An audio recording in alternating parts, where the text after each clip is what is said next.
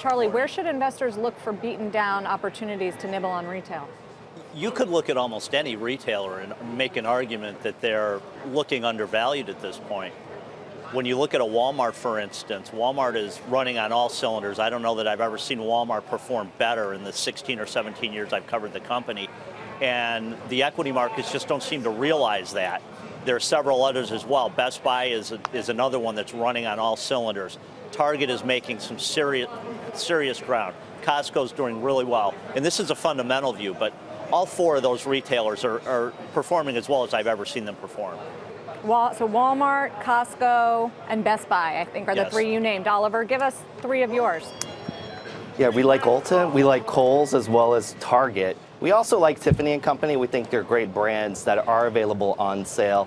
Retail stocks are on promotion in this environment. What we really think for this holiday season, the story here is multi-channel and omni-channel. As we look across shoppers, about 70% are using their mobile phones, and then 54% of shoppers are doing buy online, pick up in store, so both using online as well as stores. And as you know, a lot of the themes in retail are about merging physical and digital.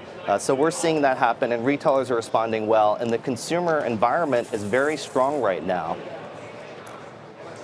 Charlie, how much is riding on people feeling good about their tax returns in the next few months? And you mentioned Best Buy. Would you be, I mean, the concern there has been Apple and electronics. Right. I'll take the first part of the question first, or the first question first. I think the consumer still feels really good. We put a forecast out this year for the holiday that we've never done before, and we said 5 to 6% top line sales growth, and I think we're going to be there.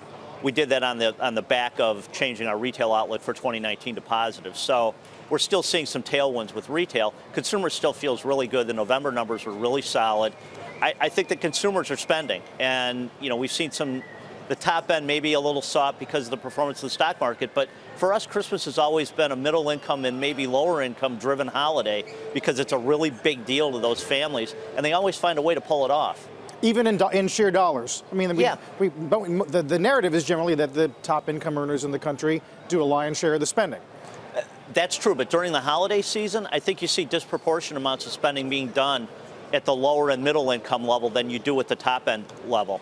I mean, is the consumer really in good shape, Oliver? Retail's kind of a microcosm for the overall market. We're getting this decent economic news, and the market is just tumbling and tumbling and tumbling, and we're wondering, can it really last?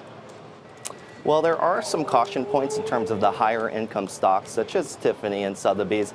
As consumers do look at their 401k statements, that's something we're watching in terms of consumer confidence. But as we look at Target and Walmart, the traffic has been very strong, and retailers have done a good job preparing for promotions as well, and also executing on omni-channel. So these are caution points and puts and takes as we look to next year.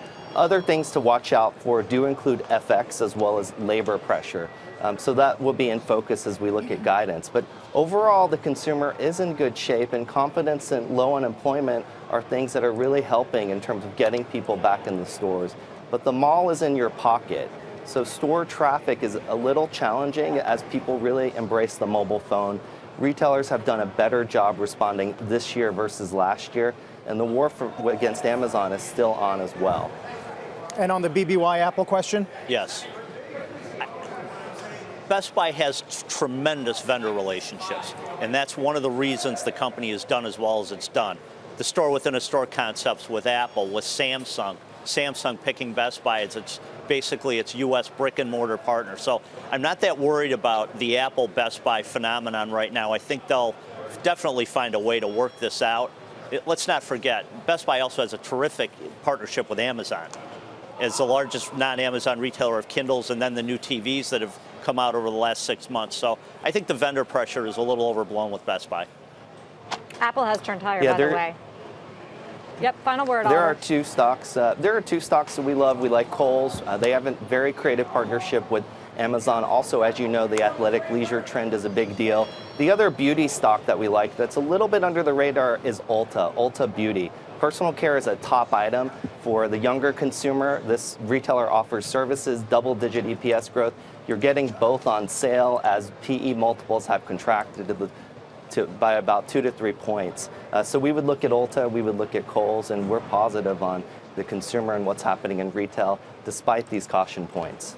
you forgot the most important fact, which is they also have the Kylie Jenner line of cosmetics.